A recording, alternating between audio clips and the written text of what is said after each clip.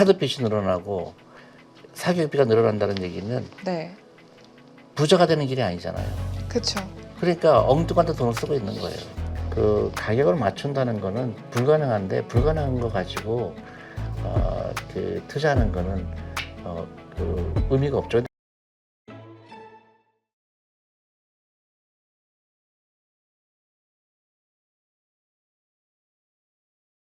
네, 안녕하세요. 반갑습니다. 존니가 알려주는 부자 엄마 되는 법의 저자시자 존니의 부자학교 존니 대표님 오늘 모셨습니다. 네, 안녕하세요. 안녕하세요. 네, 일단은 이번 책에서 가장 특징적인 게 아이에게 주식을 사주기 전에 먼저 부모의 생각부터 바꾸세요. 이렇게 좀 가장 대표적으로 어떤 문구를 좀 볼 수가 있을 것 같아요. 부자 엄마의 첫 번째 생각 전환의 조건 뭐가 있을까요? 제가 이제 책을 많이 썼는데요. 네. 근데 이제 그 사람들은 잘 바뀌지 않는 것 같아요. 그러니까 돈을 어떻게 벌고 어떻게 쓰고 돈을 어떻게 다스리고 투자하는데 강연도 많이 하고 했는데 진짜로 변해야 될 거는 우리 다음 세대, 우리 아이들을 부자로 만드는 거잖아요. 그렇죠. 근데 그게 엄마가 먼저 부자가 되는 거를 알아야 될 것 같다는 생각이 들어서 이제 어머니들 대상으로 쓴 책입니다. 근데 진짜 저도 사실 뭐 주식 관련해서 재테크 관련해서 일을 하고 있지만 하루라도 더 빨리 알았으면 어땠을까라는 생각을 항상 하긴 하거든요. 맞아요. 네, 그래서 이게 어쨌든 존니 대표님의 철학이 부모님의 교육에서부터 시작된다라는 그렇죠. 예. 좀 의미로 볼 수 있을 것 같은데 그러면 부모가 생각을 바꾸지 않으면은 아이의 경제 교육에 어떤 한계가 좀 생길까요? 아이도 엄마가 부자 되는 걸 모르면 그 아이한테도 잘못된 메시지가 되게 되고요. 네. 아이들도 경제 독립하는 데 길하고 점점 멀어지게 돼 있죠. 음, 그러니까 아이들하고 엄마하고 같이 그 돈에 대한 인식을 같이 하는 순간 훨씬 더 그 아이의 미래는 밝아지거든요. 네. 근데 그런 게 너무 안타까운 거예요. 우리는 아이들하고 돈에 대한 얘기 하지도 않고 아이는 돈에 대해서 한 번도 교육받지 못한 상태에서 사회생활을 하다 보니까 지금 그거는 이제 보통 금융에 대한 지식이 부족하기 때문에 나중에 후회하게 되죠. 그 우리나라가 지금 그 대가를 치르고 있죠. 네.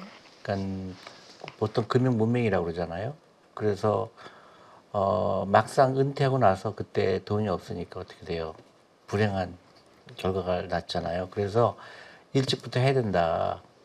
특히 요새 안타까운 거는 4살부터 뭐 의대 가라고 그래갖고 네. 사교육 쓰고 그러는데 그게 너무 안타까운 거예요. 그 돈을 가지고 아이한테 투자를 하게 되면 근데 계산을 해보니까요. 4살에 시작하는 한 달에 100만 원 정도 쓰는 그런 부모가 많다 그러더라고요. 그거를 주식에 투자했을 때 한 달에 100만 원씩 투자했을 때 그 아이의 재산이 30년 후인 34살에 얼마 정도 될까? 적어도 한 60억, 70억이 돼요. 그러면 전혀 문제가 안 되는데 그거를 아무런 계약도 없이 그냥 아이가 의사가 되면 의사가 될 확률이 얼마가 될지도 모르겠는데 거기에 돈을 다 써버리는 게 그 엄마가 돈에 대한 생각을 잘못하고 있다는 거를 알려주고 싶은 거죠. 그러면은 부자 엄마가 가장 먼저 바꿔야 되는 첫 번째 생각은 뭘까요? 그러니까 좀 오픈마인드 돼야 돼요. 네. 그게 무슨 얘기냐면은 우리 아이가 정말로 그 행복하고 선한 부자가 되게 해야 되겠다. 그러면 그게 어떤 계획이 필요할까? 진지하게 생각을 해봐야 돼요. 그래서 생각을 바꿔야 되고 라이프 스타일을 바꿔야 돼요. 그러니까 가장 문제가 우리 아이가 어렸을 때부터 공부를 잘하면 부자가 되겠지. 그래서 사교육하고 그냥 애를 갖다가 뭐 괴롭히고 하면은 잘 되겠지 하는데 그게 네. 가장 잘못된 방법이거든요. 그러니까 생각을 바꿔야 되는 게 너무 중요한데 그 조금씩 바뀌게 있는 건 맞는데요. 너무 안타까워요. 그 아이를 진짜 진정하게 그 경제 독립을 하고 그런 아이를 키우면은 너무 좋을 텐데 부자가 되는 건 쉬워요. 네. 근데 공부 잘하는 건 어렵거든요. 근데 어려운 걸 택할지 저는 그게 이해가 안 가요. 오히려. 근데 진짜 말씀 주신 대로 아이들한테 공부를 시키고 조금 더 어려운 길을 선택을 하는 이유 중에 하나가 사실 이 주식이라는 게 좀 위험하다라고 인식을 하시는 분들이 여전히 좀 많으신 것 같아요. 그래서 주식은 좀 도박이다. 이렇게 믿고 계시는 분들도 아직도 계시고. 그런 사람이 있다 그러면 심각하죠. 네. 근데 옛날엔 그랬다 치더라도 지금은 주식에 투자하지 않는 게 더 위험한 거예요. 주식은 도박이라는 게 아니고 그건 주식이라는 거를 우리가 가격을 맞추는 거라고 생각하니까 도박이에요. 네. 그러니까 가격이 막 움직이잖아요. 그러니까 그걸 맞추려고 하니까 도박인데 그게 아니라 도박은 시간에 투자하는 거예요. 기업에 투자하는 거잖아요. 그쵸. 그러니까 투자의 성공은 어떤 종목을 고르는 그것도 중요할 수 있죠. 어떤 종목을 고른다든가 그런 것도 중요하지만 더 중요한 거는 누가 더 일찍 시작했느냐예요. 그러니까 4살 때부터 시작하는 아이와 10살 때부터 시작하는 아이 차이인 거예요. 네. 근데 엄마들이 그걸 알아야 돼요. 그게 도박이 아니라 우리 아이가 부자가 만들려고 그러면 누가 더 빨리 시작했느냐가 관건인데 우리는 그 투자, 주식에 대해서 잘못 알고 있는 거죠. 이번에 쓰신 책, 그러니까 부자 엄마 되는 법, 이 책에서 하루에 10,000원씩 S&P 500부터 사자. 이렇게 좀 투자하라고 말씀을 하셨어요. 근데 삼성전자를 그냥 한 번에 몰빵하는 거랑 뭐가 다를까라고 좀 질문을 한다면은 삼성전자가 좋고 나쁘고를 떠나서 우리 아이의 미래가 한 회사에 달려 있는 건 좀 위험하지 않아요? 그렇죠. 근데 S&P 500은 미국에 있는 기업 500개에 투자하는 거거든요. 한두 개 잘못되더라도 그 큰 잘못될 경우가 없죠. 그리고 S&P 500만 사라는 얘기는 아니에요. 그것도 코스피 200도 있고 코스피 200은 한국에 있는 200개 회사에 투자하는 거니까 네. 그 ETF라는 게 그게 굉장히 편리한 수단이거든요. 네. 그러니까 10,000원도 투자할 수 있고 그러니까 꾸준하게 10,000원부터 시작해보자 그런 얘기죠. 그러면은 S&P 500하고, 그러니까 뭐 지금 지수랑 그리고 개별 주식이랑 비교를 한다면 일단은 뭐 모아놓은 지수나 아니면 ETF가 더 낫고, 그러면은 미국이랑 한국 주식을 비교를 한다면은 역시 미국 주식을 먼저 좀 우선해 둬야 되는 걸까요? 저는 반대로 생각해요. 어, 저는 한국 주식이 오히려요. 네, 또 한국 주식은 이해하기 쉽고 네. 또 한 가지는 너무 싸요. 어, 미국 주식에 비해서 한국 주식이 왜냐하면 너무나 많은 사람들이 한국에 투자하면 안 된다 그런 게 많기 때문에 대부분 투자할 때는 그런 게 기회거든요. 네. 그러니까 그 엄마들이 그런 지혜가 있어야 돼요. 어떤 지혜를? 그러니까 남들이 다 좋다고 그럴 때 오히려 그게 위험하다는 거. 아, 그래서 전부 미국 주식 하잖아요. 네. 근데 한국 주식 안 한다고 그러잖아요. 그때 기회가 있는 거죠. 이제 그런 게 이제 컨트롤이라고 그런 말을 써요. 그래서 반대로 생각하는 훈련이죠. 남들이 다 좋다고 하는 데는 대부분 좋은 게 아닌 경우가 대부분이에요. 그러니까 우리 아이 교육도 그렇고 투자도 그렇고 남들과 다른 생각을 할 수 있는 그런 훈련이 필요하죠. 근데 우리는 전부 한 방향으로만 하잖아요. 그렇죠. 전부 학원 가면 될지 알고 전부 뭐 하면 될지 알고 근데 좋은 결정은 아니에요. 그러면은 그래도 S&P 500 같은 지수가 좀 초보 투자자분들한테 좀 적합한 그러니까 이유. 코스피 200도 괜찮죠. 코스피 200도. 예, 한국 주식이고 그리고 네. 아까도 얘기했지만은 내가 무슨 종목 S&P 500을 사는 것도 괜찮고 코스피 200도 좋아요. 근데 어떤 거를 고르느냐가 결정되는 게 아니고 누가 더 일찍 시작했느냐 결정돼요. 네, 사람들은 어느 걸 고를지 모르기 때문에 실천을 안 하죠. 네. 그렇게 하면 안 돼요. 무조건 계좌를 열어야 되고 내일부터 실천하는 거예요. 그래서 그 투자에 대한 두려움이 있으면 안 돼요. 투자에 대한 즐거움이 있어야지. 왜 두려움냐면은 막 그게 혹시 마이너스 되면 어떻게 될까 막 불안하잖아요. 그렇죠. 근데 그게 왜 불안하죠? 나는 30년 후에 찾을 건데 음, 우리가 30년 후에 그 돈 가지고 창업을 할 수도 있고 큰 부자가 될 텐데 길게 생각할 필요가 있죠. 그러면 뭐 ETF든 S&P 500이든 코스피 200이든 정했어요. 그러면 어머니들께서 실제로 계좌에서 좀 투자를 하려면 가장 먼저 체크해야 될 거는 뭐라고 생각하세요? 일단 계좌를 열어야죠. 네. 오픈부터. 네, 계좌를 무조건 열어야 되고 아이들 계좌도 있어야 되고 네. 엄마 계좌도 가능하면 연금저축펀드라는 좋은 제도가 있으니까 연금저축펀드 계좌를 먼저 여시는 게 좋아요. 네. 왜냐하면 세금 혜택이 있으니까. 그리고 제일 중요한 거는 그 아이하고 같이 얘기하는 게 제일 중요해요. 엄마가 그냥 막 사주는 게 아니고 네. 아이하고 야 우리 저기 같이 부자 되는 그 여정을 지금 오늘부터 시작해 보자. 그래서 ETF가 있다는데 ETF가 뭔지 알아보자. 또 엄마도 잘 모를 거 아니에요. 그러니까 네. 아이하고 그런 대화를 하는 거예요. 같이 알아가면서. 그렇죠. 근데 그 아이가 이제 엄마를 리드할 거예요. 엄마 이게 좋아요. 이게 좋아요. 뭐 요새 AI가 좋다는데 AI에 투자하는 ETF가 있다 그러는데 엄마 여기 사볼까요? 그러면서 좋은 게 뭐냐면 아이하고 엄마하고 교감이 생겨요. 네. 주식이나 돈이 굉장히 좋은 그 매개체가 돼요. 아이들도 부자 되고 싶거든요. 그렇죠. 네. 그래서 아이하고 얘기해 되면 그 다음에 투자에 대해서 관심을 갖게 되고 아이가 기업에 대해서 알고 싶어하고 그러다 보면 나중에 그 아이가 직업도 금융권에서 찾을 수가 있죠. 근데 금융권에 있는 그 직업이 대부분 고소득이거든요. 그러니까 아이들한테 어렸을 때부터 이런 훈련을 시키는 건 굉장히 중요하죠. 자연스럽게 이제 부자가 되는 길로 네. 갈 수 있게 근데 하는. 우리는 안타깝게도 한국에서는 그 젊은 사람들한테 앞으로 그 계획이 뭐냐 엄마한테 물어보면 대부분 굉장히 한정돼 있어요. 의사, 변호사, 그게 아니고 전문직. 예, 이렇게. 미국 같은 경우는 대부분 그 월스트리트 가고 싶어 하고요. 창업하고 싶어 하고 네. 부자가 되고 싶어 하는데 우리는 아직 그 단계가 안 간 것 같아요. 근데 그 중에서 특히 금융은 굉장히 기회가 많은 분야예요. 근데 그게 좀 바뀌기 위해서는 어쨌든 부모님과의 어렸을 때부터 이런 소통이나 그렇죠. 엄마가 이 금융 지식이 있어야 되는 거예요. 엄마가 없으니까 아이들한테도 잘못된 메시지가 가는 거고 아이들을 괴롭히게 되고 또 아이는 경쟁력이 없게 되고 그게 이제 악순환이 되는 거예요. 그렇죠.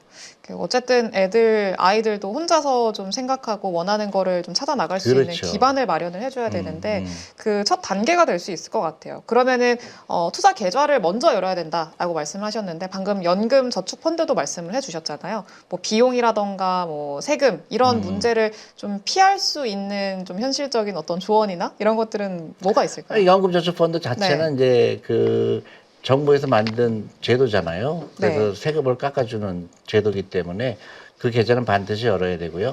또 일반 계좌도 있으면 좋죠. 일반 계좌, 연금저축펀드는 그 계좌 이름이죠. 근데 네. 그 안에서는 개별 주식이 안 돼요. ETF나 펀드밖에 안 되니까. 네. 근데 이제 개별 주식에 투자하는 즐거움도 있어야 되잖아요. 그쵸. 아이하고 어떤 주식 얘기를 한다든가 기업 얘기를 할 때 그러기 위해서는 일반 계좌도 열어서 예를 들어 저는 좋은 그 워런 버핏이 했던 것처럼 아이들하고 일생에 처음으로 우리 아이가 태어나서 첫 번째 주식을 뭘 사줄까 아이하고 의논한 것도 굉장히 멋있죠.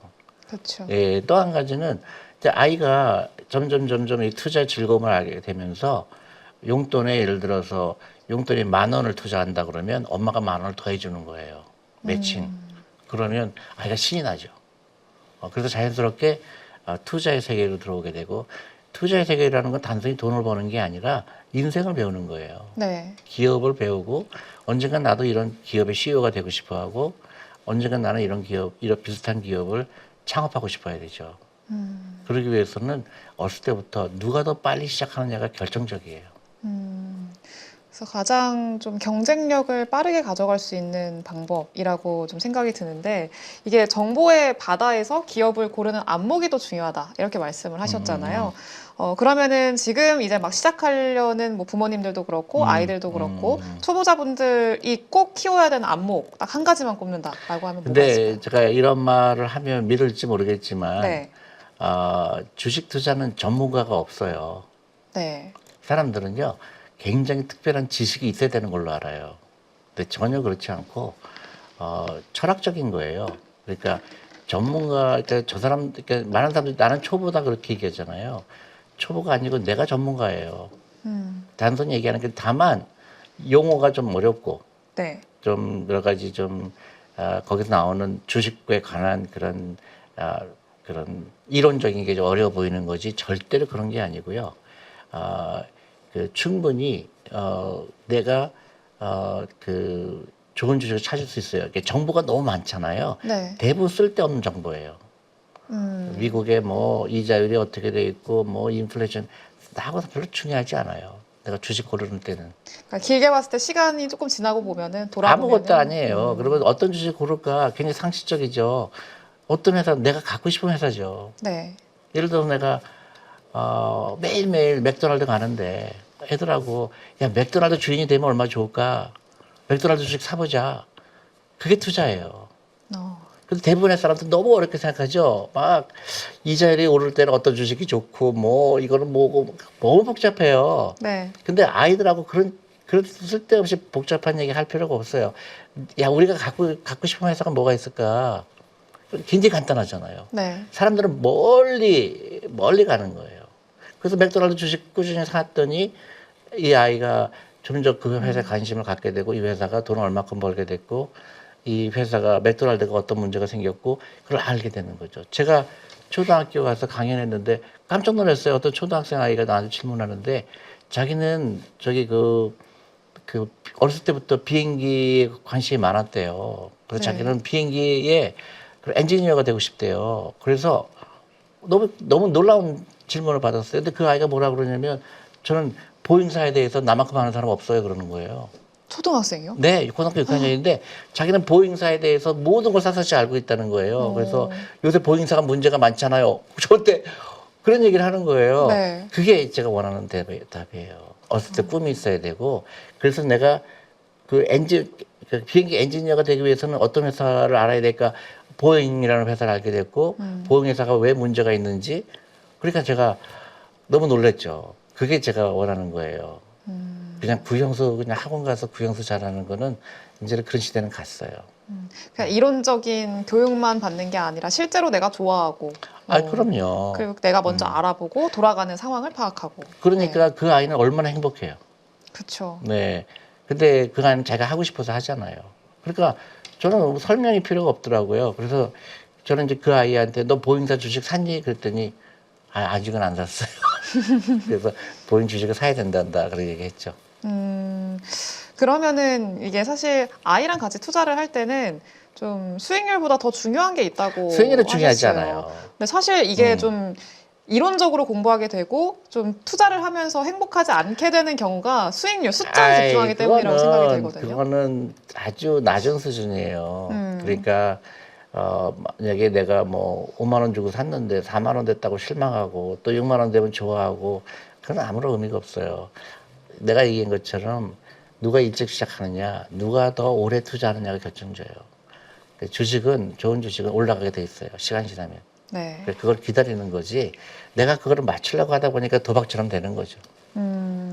근데 그러면은 사실 길게 기다려야 되는 거잖아요. 그러니까 뭐 중간중간 변화하는 뭐 인플레이션이나 뭐 외부적인 문제들은 그렇게 중요하지 않다라고 하셨는데 그 안에서 그래도 좀 체크를 해봐야 될 부분들이 있고 제일 중요한 거는 그거죠. 제일 중요한 게 경영진이에요.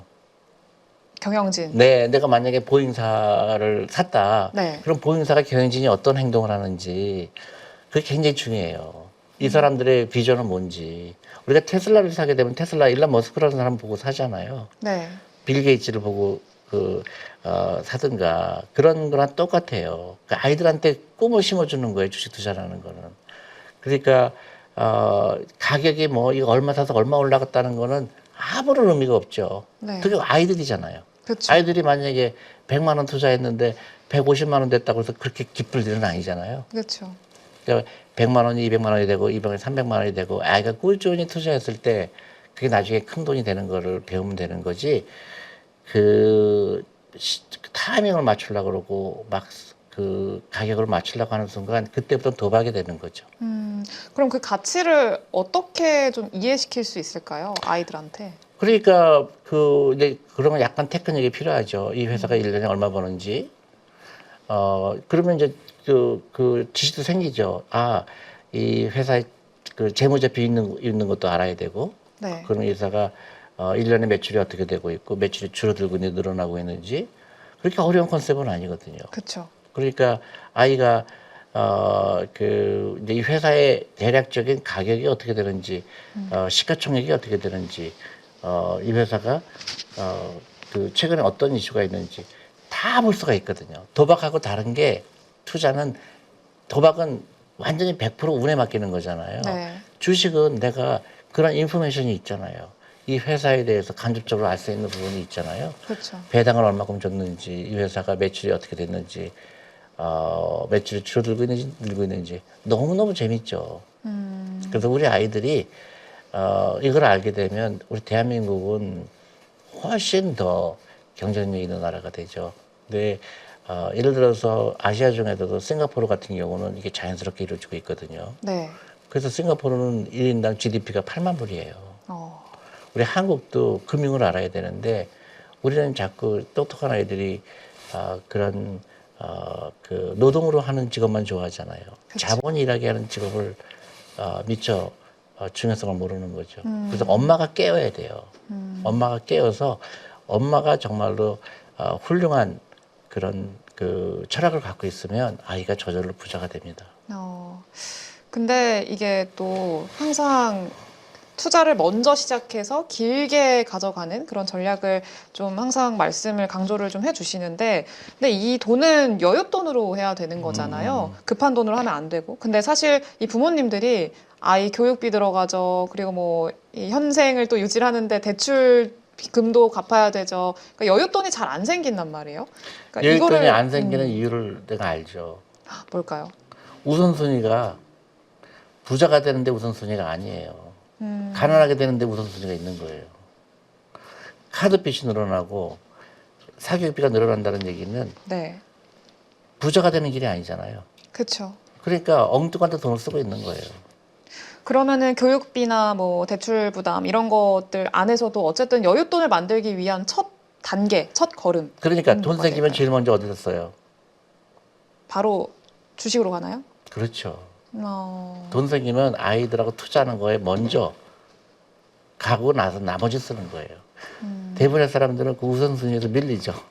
어, 학원비 먼저 내죠. 그렇죠. 그죠?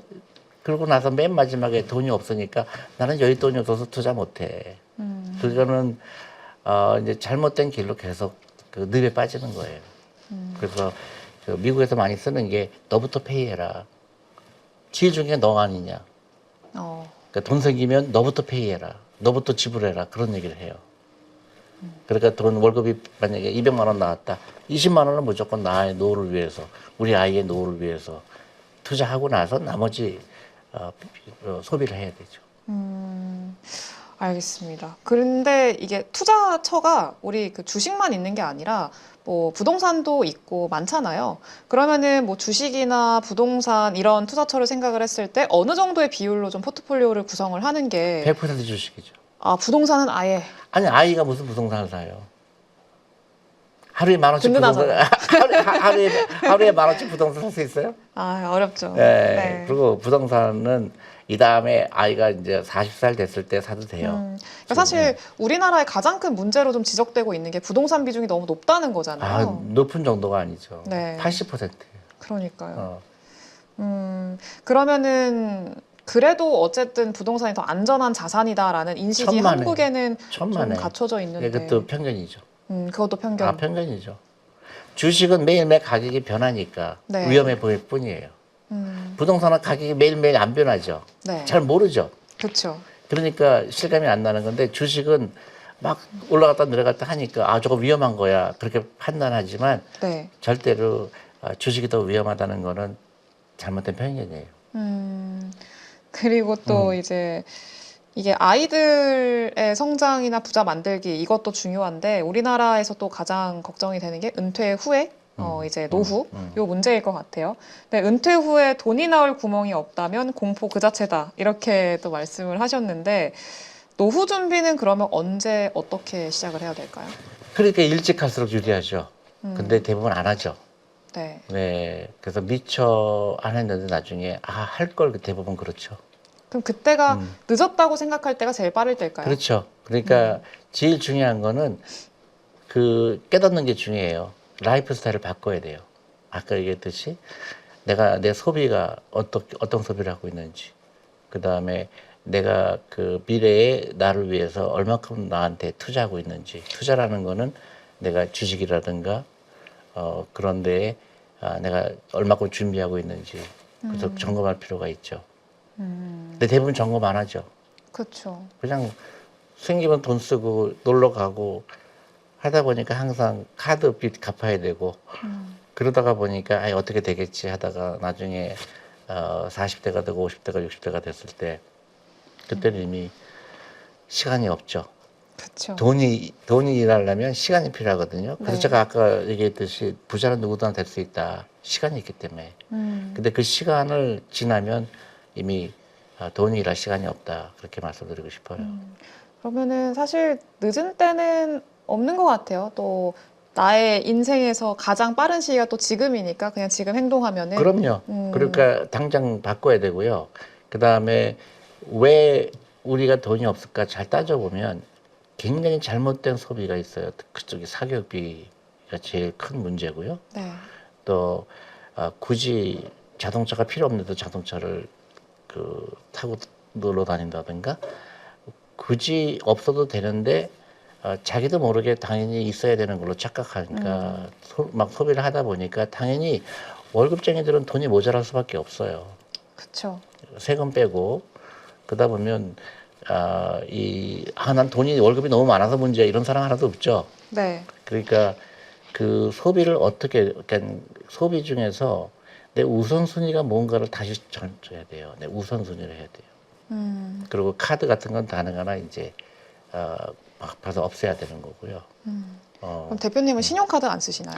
있죠. 그렇지만 거의 안 써요. 네. 그 체크카드 쓰죠. 음. 그러니까 가능한 한 소비할 필요가 없죠. 네. 그냥 처음부터 소비에 대한 관리를 하는 것부터 시작을 하는 그렇죠. 거고, 네, 투자에 대한 고민을 하는 그렇죠. 것도. 그러니까 돈을 다스리는 거거든요. 네. 근데 대부분 돈의 노예가 돼요. 돈이 없으니까 그래서 카드도 들어오니까 또 카드값 갚아야 되지, 또 이자 나왔지, 그러니까 또 돌려막아야 되지, 또 여행을 가고 싶지. 그러니까 돈이 나를 다스리게 돼요. 끌려다니는 네, 거죠. 네. 내가 돈의 주인이 돼야 되거든요. 그러면 이건 아니다, 좀 맞다. 이걸 어떻게 투자해야 된다. 우선순위가 어디다. 그걸 결정해야 되죠. 한번 이렇게 좀 짚고 넘어가는 시기가 계속 필요할 것 같은데, 그러면은 마지막으로 엄마의 투자 철학이 곧 아이의 경제 교육이라는 말에 사실 좀 가장 공감을 했어요. 그럼 대표님의 철학을 요약하자면 어떻게 할 수 있을까요? 그러니까요. 당장 시작해야 되는 건 당장 계좌 열어라. 지금 당장. 생각하지 말고 액션. 무조건 오늘부터 부자 되게 하자. 액션이에요. 너무나 많은 사람들이 좋은 얘기 들었어요. 그리고 액션이 없어요.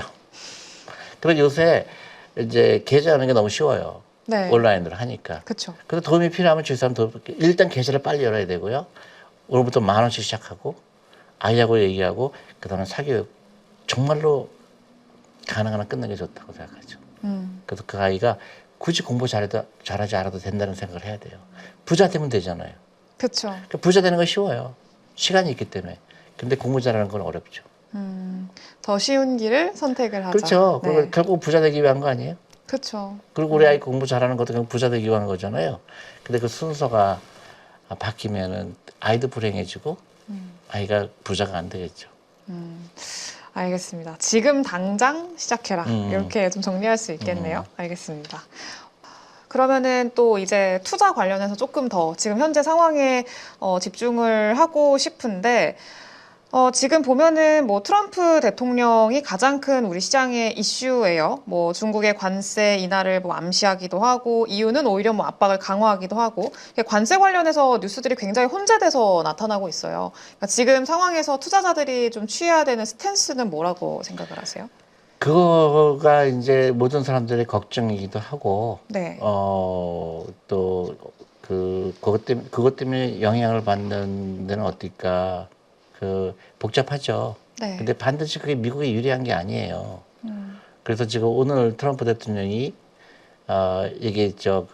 저기 미국에 있는 그 자동차 회사들한테 가격을 올리지 말아라. 그런 지시까지 했거든요. 네. 그러니까 굉장히 불확실성이 많죠. 그렇지만 어떤 정치적인 이슈 때문에 주식 가격이 올라가거나 내려가고 하는데 그거에 영향을 저는 받을 필요가 없다고 생각해요. 크게 흔들릴 필요는 네. 나의 투자 철학하고 그 트럼프 액션 때문에 트럼프가 저렇기 때문에 나 주식 팔아야 되겠다. 그건 아닌 것 같아요. 음. 내가 계속 주식을 사고 싶은 사람이면 그때가 기회가 될 수도 있고 또 다른 변수가 생길 수가 있죠. 그러니까 요새 주식이 막 올라갔다 내려갔다 하죠. 네. 근데 트럼프가 자꾸 왔다 갔다 하는 거거든요. 네.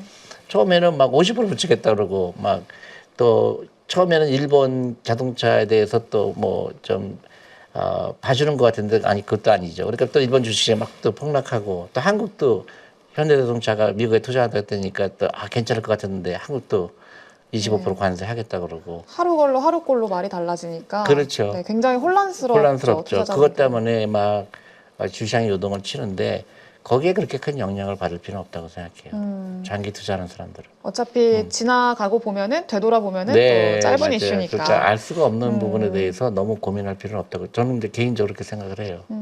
그러면은 사실 장기 투자를 하시는 분들도 계시지만 단기랑 장기를 같이 하시는 분들도 굉장히 많으시거든요. 단기 투자는 안 하는 게 좋아요. 단기는 아예 안 하는 게 좋다. 그러면은 단기 그냥 무조건 투자는 장기? 돈을 벌 네. 수가 없어요. 왜냐하면 도박이나 마찬가지거든요. 한두 번은 맞출 수가 있죠. 네. 근데 계속 맞출 수가 없거든요. 도박도 마찬가지죠. 한두 번 따죠. 근데 오래 할수록 어떻게 돼요? 오래 할수록 안 되죠. 네. 나는 단기 투자해서 돈 벌 수 있다. 그거는 절대 불가능해요. 단기보다는 장기. 네. 그러니까 균형을 맞추는 거에 있어서는 사실 뭐 단기보다는 무조건 장기 쪽으로. 그러니까 나는 뭐 일부분은 단기하고 일부분은 장기한다는 건데 그거는 의미가 없어요. 단기 투자라는 거는 그 회사가 네. 그 펀더멘털한 거잖아요. 네. 펀더멘털을 하는데 단기적으로 내가 그걸 알 수가 없거든요. 그렇죠. 네, 그러니까 그 가격을 맞춘다는 거는 불가능한데 불가능한 거 가지고 그 투자하는 거는 그 의미가 없죠. 근데 너무나 많은 사람들이 이제 단기 투자해서 벌 수 있다고 얘기를 하고 거기에 또 유혹이 되고 하다 보니까 나중에는 주식 투자하면 안 돼 이렇게 되게 되죠.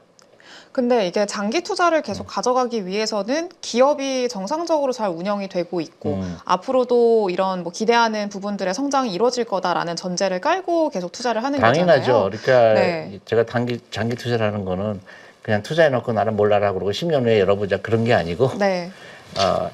그 장기 투자를 가는 거는 평균적으로 내가 주식을 사면 갖고 있는 기간이거든요. 네. 그게 약 그래서 5년이 될 수도 있고 3년이 될 수도 있고 어떤 건 20년이 될 수도 있죠. 그러니까 내 포트폴리오가 시간이 지나면서 더 좋은 기회가 나타날 수가 있고요. 다른 또 좋은 주식이 나올 수가 있잖아요. 네. 그럼 내가 기존에 있는 걸 좀 파는 거죠. 그래서 옮겨갈 수 있는 거고 포트폴리오가 체인지 되는 거지. 내가 요거는 뭐 6개월만 가지고 있고 요거는 3개월만 그렇게 하는 게 아니고요. 그게 세상이 변하잖아요. 그렇죠. 그러니까 새로운 기회가 나오기도 하고 또 옛날에 있는 좋은 기회가 없어지기도 하잖아요. 네. 그러니까 그거를 바꿔가는 과정이지. 나는 뭐 이렇게 가격을 뭐 차트를 보거나 투자한다든가 그렇게 해서는 절대로 성공하기가 힘들죠. 그래서 결국에는 좀 어떤 이 변화에 집중을 해야 될 것 같아요. 시기에 특정 짓는 것보다는. 그렇죠. 네. 그러니까 예를 들어서 좋은 예가 제가 이제 그 펀드를 운영할 때 보면 옛날에 그 90년대까지는 한국에 어떤 기업이 잘 나갔냐면 네. 노동집약적인 거만 잘 나갔어요. 그렇죠. 네. 그래서 뭐 그다음에 이제 자본집약적인 거 뭐 저기 그 제지 회사라든가 아니면 뭐 석유화학이라든가 그런 데가 돈을 벌어 철강. 네. 근데 지금은 어떤 회사가 돈을 벌죠? 엔터테인먼트죠. 그다음에 인터넷이죠. 그리고 그런 뭐 저기 카카오나 이런 플랫폼 비즈니스죠. 네. 그래서 AI 기술 그렇죠. 소프트웨어. 이제 AI 그런 쪽으로 이제 많이 좋은 기회가 생길 거거든요. 그렇다고 해서 단기 투자하는 거 아니잖아요. 그렇죠. 그러니까 꾸준하게 투자하되 조금 더 경쟁력 있는 기업이 나오게 돼 있고 거기에 이제 내 포트폴리오가 조금씩 옮겨가는 과정이라고 생각하시면 되죠. 그래서 지금 사실 많은 분들이 이 트럼프의 스탠스에 계속 집중을 하고 있고 이 관세에 대해서 걱정을 많이 하고 있는 이유 중에 하나가 이번 모건 스탠리에서는 이런 얘기를 또 했더라고요. 이번 관세 이슈가 뭐 끝이 아니라 시작이다 이렇게 좀 표현을 했더라고요. 그러니까 이게 단기 이벤트로 끝나는 게 아니라 구조적인 변화를 좀 촉발시킬 수도 있다. 라고 생각을 하는 투자자분들이 많아서 이제 요것 때문에 걱정을 하시는 것 같은데 근데요, 주식 투자하게 되면 매일매일 새로운 걱정이 나와요. 그러니까 이번엔 다르다 이런 그렇죠. 걱정들. 걱정거리는 한 번 대부분에도 뭐 걱정거리 없는 데가 없어요. 그러니까 그거 일일이 모건 스탠리라고 그래서 그게 뭐 전능한 게 아니잖아요. 그렇죠. 그다음에 그 헤드라인 보면은 굉장히 겁나죠. 네. 근데 그렇게 무역 장벽이 있는 게 반드시 미국한테 유리한 게 아닌데 어떤 정치적인 그런 이슈가 있거든요. 예를 들어서 미국의 이제 그 저기 그러니까 자동차 업계에서 일하는 많은 노동자들은 너무 환호하죠, 트럼프. 그렇지만은 그 실질적으로 어떤 도움이 있을까요? 미국 그 자동차 회사에 꼭 유리하지 않을 거라고 보거든요. 그렇죠. 일단 관세가 이렇게 좀 매겨지면은 또 내부적으로 가격이 올라가고 또 소비가 둔화되고 그렇죠. 이렇게 그러니까 항상 인위적인 거는 그 프로스 앤 컨스가 있어요. 좋은 것도 있고 나쁘게 돼 있어요. 그러니까 트럼프 대통령이 뭐 관세를 막 하고 그러는 거는 이제 사람들은 이제 오래 가지 못할 거라는 얘기도 있잖아요. 네. 네, 그게 그냥 인위적으로 윽박질러서 되는 일이 아니거든요. 그러면은 대표님이 생각을 하시기에 구조적인 변화는 어디서 온다고 생각을 하세요? 어떤 걸 아니, 보고 저는 이제 구조적인 변화가 그런 네. 거죠. 이제 그 단순히 저기 미국을 더 다시 옛날의 영광을 찾겠다는 게 이제 트럼프 얘기잖아요. 네. 그러니까 그러한 관점에서 트럼프가 여러 가지 액션이 나올 거다. 이제 그런 거고요. 그 다음에 완전히 그다음에 중국과의 관계 그런 것들이 굉장히 이제 심각한 거죠. 그러니까 미국은 이제 중국을 그 옛날에 냉전 것처럼 중국을 가상의 적으로 생각하는 거거든요. 그 중국이 너무 커졌을 때 네. 미국이 갖는 위협 때문에 그런 것 같은데 이제 그런 게 이제 계속 더 심화될 거라고 보는 거죠. 제가 볼 때는. 근데 모르겠어요. 그게 어떻게 어떤 양상으로 될 건지. 근데 투자하는 입장에서는 조금 좀 거리를 두고 볼 필요가 있다고 생각해요. 거기에 너무 집중해 갖고 일비이비 할 필요가 없다고 생각해요. 일일비하는 것보다는 이제 폭풍이 지나갈 때 거기 안에 들어가 있지 말고 이제 좀 그렇죠. 나와서 좀 큰 그렇죠. 틀을 보는 게 그렇죠. 좋다. 네. 그러면은 지금 사실 가장 큰 현재 흔들림을 보여주고 있는 섹터라고 하면 자동차 쪽일 것 같거든요. 관세에 좀 민감한 그런 업종들이 많이 흔들리고 있어요. 자동차도 그렇고 반도체 쪽도 그렇고 이렇게 흔들릴 때는 그러면은 피하지 말고 일단은 기다려 본다. 이렇게 좀 보는 게 맞을까요? 그럼요. 그러니까 그 소위 얘기해서 이제 마켓 타이밍이라고 그러는데 네. 이때 좀 소나기를 피워나게 해서 일단 팔아놓고 보자. 그 다음에 어느 정도 해결되면 다시 들어가자. 그게 가장 좋지 않은 그 전략이에요. 근데 그걸 알 수가 없거든요. 그리고 트럼프가 어떤 새로운 정책 때문에 그 자동차에 이제 나쁜 영향을 끼친다고 그러는데 이미 그거 다 가격에 반영돼 있어요. 이미 선반영이 돼 네, 있다. 그러니까 테슬라도 벌써 올해 들어서 50% 빠졌잖아요. 그니까요. 그러니까 사실은 테슬라가 더 많이 올라야 되는 거 아니에요? 그쵸. 근데 떨어졌죠. 그래서 주식은 알 수가 없는 거예요. 그러면은 우리나라 자동차 기업들이나 반도체 기업들은 대표님은 개인적으로 어떻게 보고 계세요? 지금 현재 어떤 밸류에이션이나 이런 것들은? 밸류에이션은 비싸지가 않은데 이제 뭐라 그럴까요? 저는 이제 그 기업 문화가 좀 변해야 된다고 생각해요.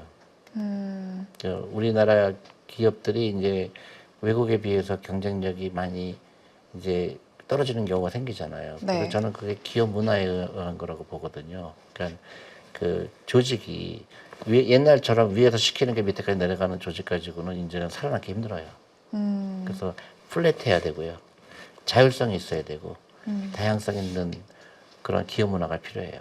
예를 들면 미국 같은 경우는 내가 예를 들어서 여러 분야가 있잖아요. 그럼 내가 내 부서에서 사람을 뽑고 싶으면 네. 내가 뽑아요. 네. 그래서 인사과에다가 알리죠. 그 인사가는 그걸 처리하는 데인데 한국은 인사가가 결정하는 경우가 많아요. 그러니까 좋은 인재가 빠져나갈 수가 있죠. 그런 게 그러면은 기업 문화예요. 기업 문화가 좀 바뀌어야 된다. 근데 최근에 우리 시장에서 좀 제일 많이 바뀌고 있고 좀 요구가 높아진 것 중에 하나가 또 주주 환원 관련된 내용이거든요. 이런 변화에 대해서는 좀 어떻게 보고 계세요? 그거 중요하죠. 네. 그러니까 주주들에 대해서 배려가 있어야 되고, 근데 저는 이제 그게 하나 전제 조건인데 그 상속세나 이런 게 좀 낮춰줘야 되지 않을까 싶어요. 왜냐하면 그 이해상충의 이슈가 있거든요. 네. 그 대주주 입장에서는 상속세 같은 게 비싸니까 주식 가격이 올라가는 게 좋을까요? 내려가는 게 좋을까요? 내려가는 게 좋겠죠. 그렇죠. 네. 근데 주주는 주식이 올라가는 게 좋을까요? 내려가는 게 좋을까요? 올라가야죠. 그러니까 이해가 상충이 될 수가 있죠. 네. 그래서 그런 정책적인 변화가 좀 필요해요. 그래서 상속세가 너무 높아요, 한국이.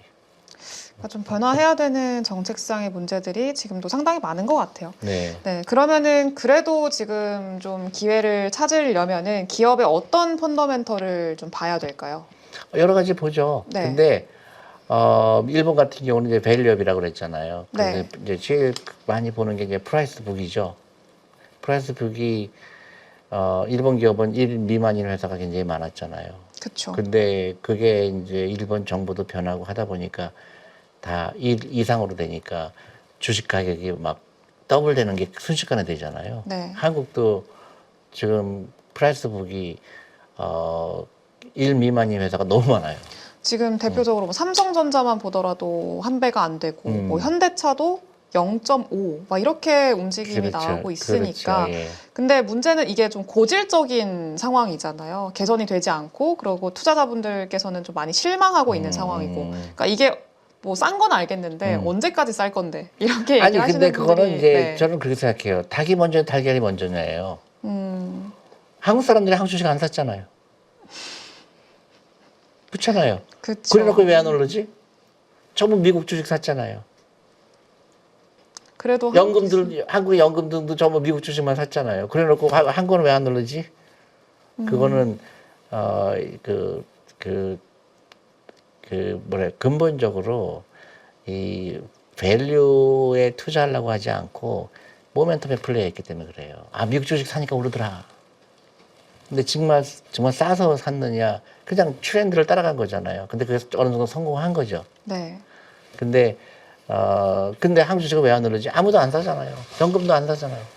근데 진짜 닭이 먼저냐 달걀이 먼저냐인 것 같은 게 이게 또 안 사고 그리고 또 사지 못하게 만들기도 하고 그러니까 이게 계속 반복이 되니까 악순환인 것 같아요. 그다음에 이제 불신이죠. 네. 그러니까 한국은 뭐 여러 가지 이제 몇 가지 케이스를 보고 한국 주식 사면 안 되겠다. 한국 경영진이 엉터리다. 이제 그런 건데 사실은 그렇게까지 일반화할 필요는 없을 것 같고요. 네. 일단 가격이 싼 주식이 너무 많다. 좋은 주식이 너무 많다. 그렇게 생각이 드는 거죠. 여전히 대표님의 어떤 그 관점으로 봤을 때는 길게 봤을 때는 여전히 매력도가 높은 그렇죠. 그런 상황이라고 봐야겠네요. 그리고 20년 전에 한국 회사와 지금하고 또 많이 다르거든요. 어떤 점이 다를까요?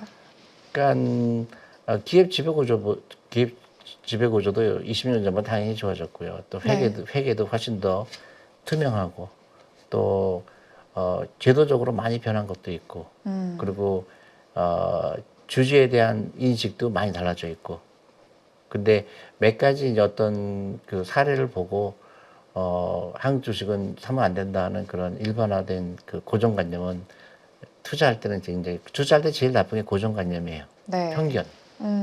그래서 기회가 왔을 때 편견 있는 사람들은 그 기회를 보지 못하죠. 기회를 볼 수 있게 편견을 네. 좀 그러니까 다양한 생각을 할 수 있어야 되고 그다음 가격을 보고 투자할 생각을 해야 되고 좀 길게 보고 그리고 엄마들이 그런 걸 배워야 된다고 보고요. 그리고 아이들하고 같이 배우면 제가 단언하는데 미래에 대한 불안이 없어지게 돼요. 지금 굉장히 미래에 대한 불안하잖아요. 우리 아이가 공부 못하면 어떻게 될까? 네. 우리 아이가 뒤처지면 어떻게 될까? 근데 그런 걱정이 사라지게 돼요. 그런 공부 잘하는 게 전혀 중요하지 않다는 걸 깨닫게 돼요. 그러면은 사실 제일 좋은 이상적인 또 방법일 것 같은데 그러니까 생각을 먼저 바꾸는 게 제일 중요할 것 그렇죠. 같아요. 예. 네. 그러면은 또 이제 자꾸 걱정에 대한 이야기를 해서 좀 송구스럽기는 한데 최근에 또 우리 그 전 세계적으로 봤을 때 좀 걱정을 하고 있는 것 중에 하나가 엔비디아. 그러니까 많은 분들이 지금 서학개미들도 엔비디아를 많이 보유를 하고 계시고 미국으로 많이 가셨잖아요. 근데 엔비디아가 최근에 계속 좀 조정이 나오고 있고 AI 버블 붕괴가 또 나타날 수 있다. 그러면서 구조적인 또 재편이 일어날 수 있다라는 그런 얘기들이 또 나오고 있단 말이에요. 이거는 좀 어떻게 보고 계세요? 그래서 주식이 재미난 거죠. 재미? 재밌죠. 아, 그러니까 네. 미래는 엔비디아가 어떻게 될까 아무도 모르죠. 네. 그러니까 내 결정할 게 뭐야? 내 재산에서 몇 퍼센트가 엔비디아에 있어야 될까? 그걸 결정해야 되고요. 그래서 엔비디아가 떨어졌을 때 내가 전부 내 재산의 100%가 엔비디아에 있으면 그거 바보죠. 네. 그리고 뭐든지 주식은 한없이 좋을 수는 없는 거거든요. 그래서 주식이 가격이 빠지는 거는 굉장히 건강한 거죠. 예를 들어서 요새 막 배터리 주식이라고 해서 막 난리 쳤던 거 다 떨어졌죠. 네.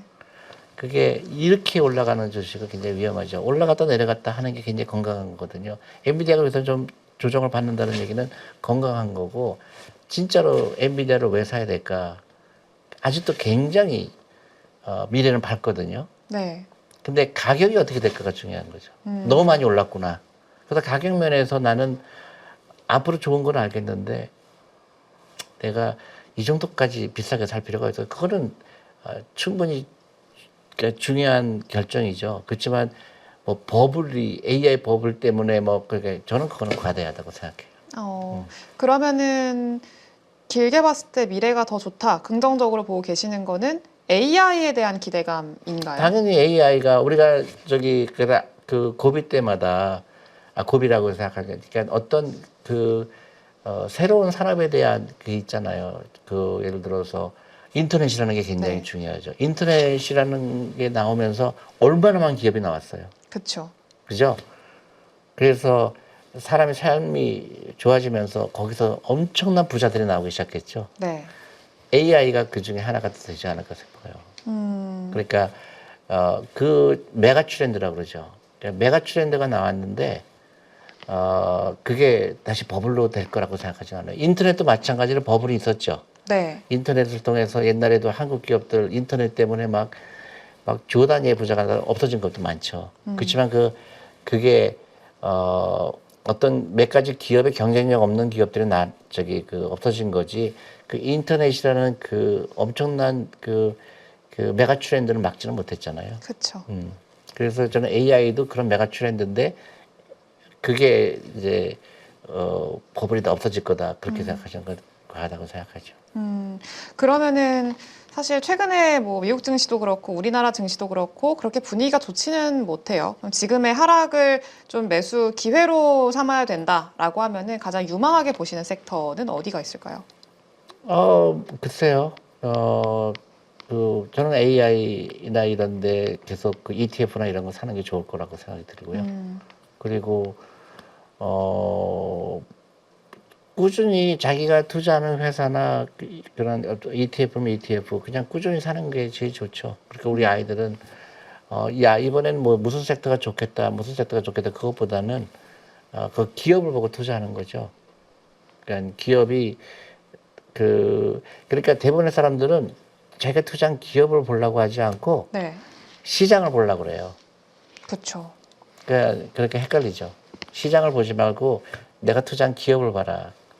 그러니까 기업을 보면 훨씬 더 클리어해지거든요. 그래서 엔비디아가 좋든 나쁘지 않은 그건 뭐예요? 엔비디아가 지금 매출이 얼마큼 늘어났는지 그거 보면은 그게 가장 좋은 인디케이션이죠. 네. 매출이 뭐 60% 올랐구나, 70% 올랐구나. 그럼 안심하잖아요. 네. 근데 이제 시장을 보게 되면 이제 그런 헷갈리죠. 이제 엔비디아 끝났다. 뭐 그런 그 베이스가 없는 상태에서 얘기하는 건 의미가 없죠. 근데 항상 근데 그거를 또 걱정할 수밖에 없는 게 주가가 언제나 좀 선반영되는 부분들이 있잖아요. 그렇죠. 예. 그러니까 지금까지 뭐 60%, 70% 이렇게 올랐다라고 하더라도 앞으로 과연 이렇게 계속 돈을 벌 수 있을 거냐에 대한 그러니까 의구심들. 항상 걱정이 많게 돼 있어요. 걱정이 그러니까, 없어야 되는데. 예, 아니, 그러니까 네. 그 주식시장은 항상 올라가도 걱정, 내려가도 걱정이에요. 내려가면은 한없이 내려갈 것 같고, 올라가면 또 너무 비싸다고 생각하고, 어, 그래서 그런 너무 너무 시장의 그런 루머도 아니고 그런 인포메이션을 너무 많이 그렇죠? 네. 정보를 너무 많이 알아야 된다는 생각을 할 필요가 없어요. 정보가 너무 많아서 문제예요, 대부분. 그래서 쓸데없는 걱정을 많이 하는 거예요. 이 얘기 들으면 이게 맞는 것 같고, 저 얘기 들으면 저게 맞는 것 같고. 그러다 보니까, 난 못하겠다. 오히려 조금 더 심플하게 간단하게 그럼요. 심플하게 생각을 가는 하는 거죠. 게. 내가 투자하는 회사가 어떤지, 그게 가장 중요하죠. 알겠습니다. 그러면은 이것도 하나의 뭐 걱정이나 우려가 될 수 있을 것 같은데 한국 시장 다음 주 31일이거든요. 3월 31일부터 공매도가 재개가 됩니다. 2년 4개월 만에 재개가 되는데 이게 코스피에 좀 어느 정도 충격을 줄지를 걱정하시는 분들이 계세요. 전혀. 네. 음, 전혀 걱정할 필요 없고, 전혀 좋아할 것도 아니고, 전혀 나갈 것 아니에요. 좋아할 것도 아니고 네. 뭐 걱정할 것도 아니다. 그렇죠. 네. 그거는 그 투자가들의 전략에 관한 건데, 너무 우리는 잘못 알고 있는 거예요. 공매도가 뭐라고. 그렇죠. 공매도가 뭐라고. 그 아무것도 아닌 것 같고, 너무나 네. 그게 확산되고, 공매도 때문에 내가 망했다. 이런 말이 안 되는 얘기죠. 근데 이게 공매도 여부에 따라서 외국인 투자자들이 이제 한국 시장을 바라보는 또 시각이 바뀌기도 하고 그러잖아요. 공매도 때문에요? 그러니까 조금 더 어느 정도 유동성에 대한 기대감이라던가 이런 것들이 좀 있으니까 이제 그거 때문에 앞으로 공매도가 재개되고 나서 우리나라의 시장에 좀 기대감을 가져볼 수 있지 않을까라는 시각도 좀 있기는 해요. 우리나라가 워낙에 그동안에 좀 거래량도 없었고 대금도 안 그렇죠. 들어왔으니까. 그러니까 이제 공매도를 하는 투자가들은 대부분 헤지펀드잖아요. 네. 근데 한국에 이제 공매도가 없어지는 바람에 헤지펀드들이 한국에 투자할 수가 없었죠. 네. 근데 이제 그런 면에서 이제 공매도가 되게 되면 이제 그런 자금이 들어올 수도 있죠. 근데 그것 때문에 한국 주식이 막 좋아지거나 나빠질 거라고는 생각이 들지 않아요. 결국은 펀더멘탈로 귀결이 되는 그렇죠. 문제. 네, 네. 그리고 대신에 이런 경우는 있죠. 버블이 끼는 거에 대한 방지는 되죠. 그런 동매도가 됐기 때문에. 그러니까 요새 보면 회사 얘기하기는 힘들지만은 그런 2차 전지해 갖고 지금 한 회사가 시가총액 구조였다가 지금 막 폭락한 것들이 있잖아요. 네, 많죠. 그런 게 공매도가 있었으면은 막을 수가 있는 거죠. 그래서 결국에는 좀 거품이 낀 종목군들은 그렇죠. 이제 제 가치로 돌아가고 그렇죠. 그러면은 반대로 좀 그동안에 저평가돼 있던 종목들 같은 경우에는 다시 또 기대를 해볼 수 있을 만한 그런 환경은 또 만들어지겠죠? 그렇죠. 네. 그러니까 주식시장은 가장 좋은 게 가만 놔두면은 다 찾아가게 돼 있어요. 알아서 찾아가게 돼 있다. 근데 인위적으로 뭐 어떤 제도를 바꾼다든가 그런 게 굉장히 나쁜 시그널을 주죠, 시장에다가. 왜냐면 시장은 불확실성은 제일 싫은데 어떤 새로운 제도가 나오게 되면 거기에 따라서 시장의 신뢰감이 떨어지거든요. 언제든지 바뀔지 모르는데 내가 투자했다가 잘못될 수가 있잖아요. 그렇죠. 그러면은 마지막으로 외국인들이 거의 지금 8개월 만에 국내 주식을 순매수로 전환을 했거든요. 만약에 이런 흐름들이 계속 앞으로 이어진다라고 하면은 외국인들이 가장 주목할 가능성이 높은 섹터는 뭐라고 좀 봐야 될까요? 근데 외국인들이 한국 주식을 산다는 거는 한국이 좋아서 사는 게 아니고요. 그렇죠. 그동안 너무나 언더웨이트 돼 있는 거예요. 보니까 한국 주식이 너무 싸져 있는 거예요. 그래서 들어오는 거고, 진짜 외국인들이 들어올 수 있는 종목은 미안하지만 한국은 별로 없어요. 시가총액이 너무 작아요. 그래서 한 10개 종목? 거기에 대부분 외국인들이 들어올 거고요. 이 작은 기업들에는 거의, 그래서 그게 제일 중요한 건 외국인들이 들어오게 하려고 그러면 그런 기업 지배 구조라든가 제도적인 변화가 필요해요. 그래서 외국인들이 한국이 변화하고 있구나. 또 하나 좀 더 근본적인 거는 네. 외국인들이 한국 주식에 대해서 투자하지 않는 이유는 어떤 주식 한두 개가 이슈가 아니고요. 우리나라의 미래에 대한 걱정이에요. 음, 그러니까 그 나라에 투자하고 싶으면 그 나라의 역동성을 보잖아요. 그렇죠. 근데 우리나라는 역동성이 좀 죽었죠. 다 의사하려고 그러잖아요. 음, 그래서 그런 행복도가 낮은 나라, 그 다음에 미래에 대한 그 창업 정신이 없는 나라, 그런 게 더 큰 문제예요. 근본적으로는 한국에 투자하면 돈 벌겠구나 하는 그 믿음을 실어주는 게 제일 중요하죠. 알겠습니다. 한국이 좀 구조적으로 바뀌어야겠네요. 그리고 그렇죠. 외국인들이 만약에 들어오게 된다라고 하면은 저렴한 종목들, 시가총액이 크고 저평가돼 있는 종목군들 그렇게 좀 봐야 될 것 같습니다. 네, 알겠습니다. 오늘 또 좋은 말씀 많이 해주셔서 감사하고요. 지금까지 고생해주신 존니 대표님 네, 감사합니다. 고맙습니다.